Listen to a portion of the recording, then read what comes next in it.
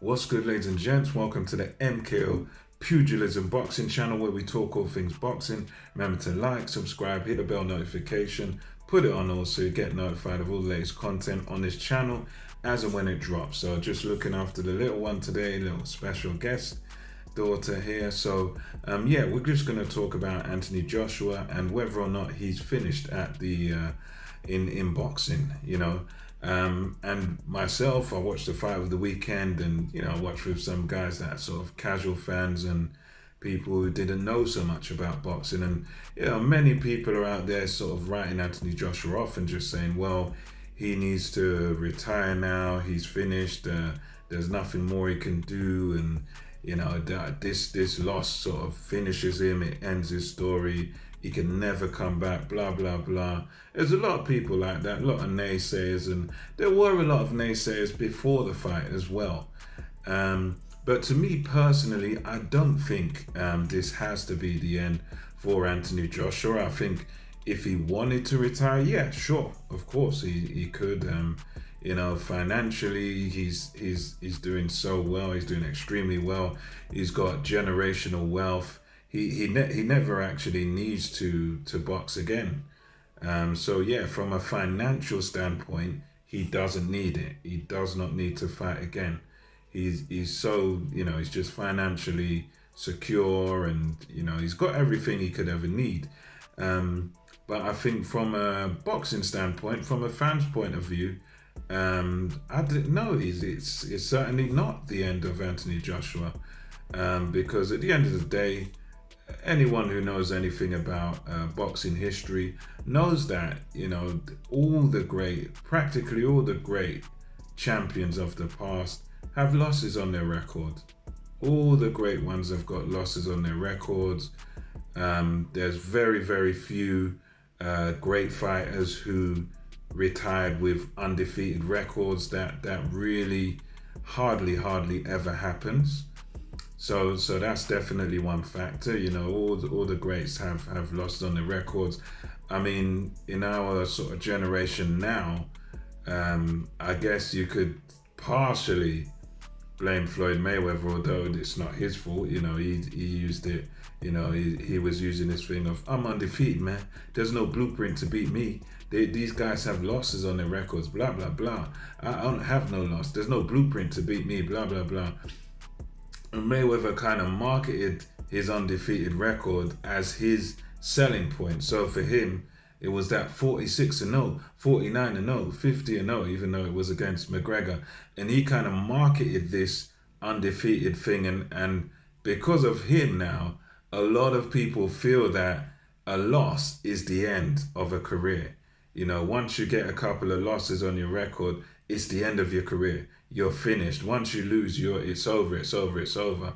And don't get me wrong, yes, in the sport of boxing, a loss does hurt you more than, let's say, something like football, where you're playing in leagues and you've got to play everyone twice and blah blah blah. It's a bit different. It can hurt you and it can hurt your stock. And I think, yeah, for Joshua, this will sort of hurt his stock and everything. But at the end of the day, if he keeps going, if he's sort of humble enough and determined enough, he can climb sort of back towards the top. It's just a case of if he's willing and he's got the patience and he's got sort of the humility to go down a few levels. You've got guys out there like Hrgovic and Zhilei Zhang, who boxed on the weekend, the chief support. You got guys like Zhang who's out there. He'll be looking for a big fight. He lost narrowly to Filip Hrgovic in what was a very tough fight, a fight in which Hrgovic didn't look very good, and a fight in which Zhang looked like he could have taken out Hrgovic. So you got guys like that out there. Those two, either one of them, although Hrgovic probably wouldn't want to risk his standing in the rankings, where he's basically in line for a shot at probably Usyk. You've got guys like Joe Joyce floating around out there. Again, he's got very high stats. He's going to fight Joseph Parker, and depending what happens with Fury, whether Fury comes back, you got guys like that out there. So I mean, that's just a few guys out there. You got even a Dillian White rematch that he could have, although you'd have to back and favor Anthony Joshua heavily in it. But there's probably people out there who would write Anthony Joshua off in that and say, Dillian White would wipe the floor of him too. So I think there's plenty out there for Anthony Joshua, even at a lower level than a Dillian White, even outside of the top 10. He could just fight a few guys that aren't very good and just sort of build himself back up, fight a few guys that maybe we haven't heard of, build himself up, then start fighting some contenders, get yourself back up there in the rankings. And, why not? Why not come back and try and get to the top again? And I think it's just a case of his mindset and, is he determined enough? Does he have the heart and the hunger to get to the top of the tree again? I mean, I think that's all that really stands in his way.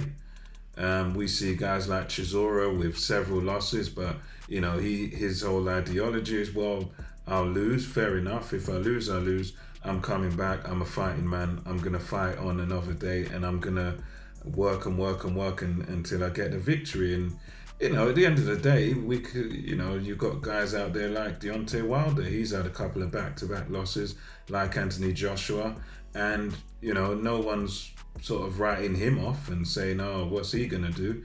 A lot of people are supporting him in his comeback after back-to-back losses, KO losses to Tyson Fury. So, yeah, I think Anthony Joshua definitely has a chance. He can definitely come back, and it's only over for him if he wants it to be over. It's only over for him if he doesn't have the desire and he doesn't want to sort of come back, then yeah, fair enough. But I think if he wants it, if he wants to come back, then there's no reason why he can't. I think there's a lot of fights out there for him. And I think people easily forget that in boxing, styles make fights. And they forget the fact that a style like Usyk is very, very difficult for a big heavyweight like Anthony Joshua.